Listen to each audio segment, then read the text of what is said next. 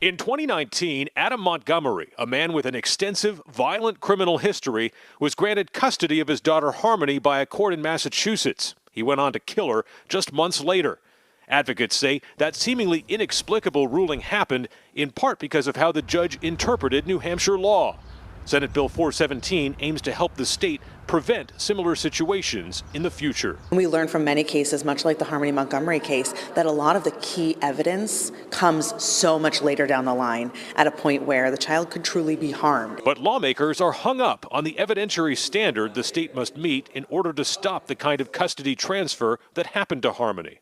They should go to the parent unless the state has compelling evidence that that is not in the best interest of the child, because there would be real harm. And we want to write a statute that says that. Yeah, and that's the case. And I think the preponderance standard achieves just what you're saying. And 51% is not sufficient in the case that we're going to keep a child away from their parents.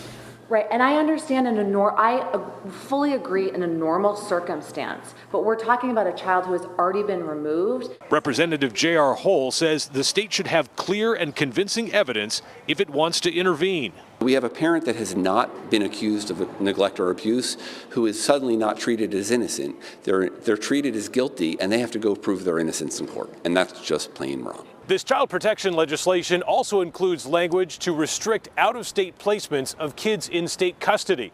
That's been a top priority for the child advocate since she uncovered what she says were unsanitary and dehumanizing conditions at a facility in Tennessee last year that was housing New Hampshire kids. We are so close, and now is not the time to lose all of the good work put in by both the Senate and the House all session long. In Concord, Adam Sexton, WMUR News 9.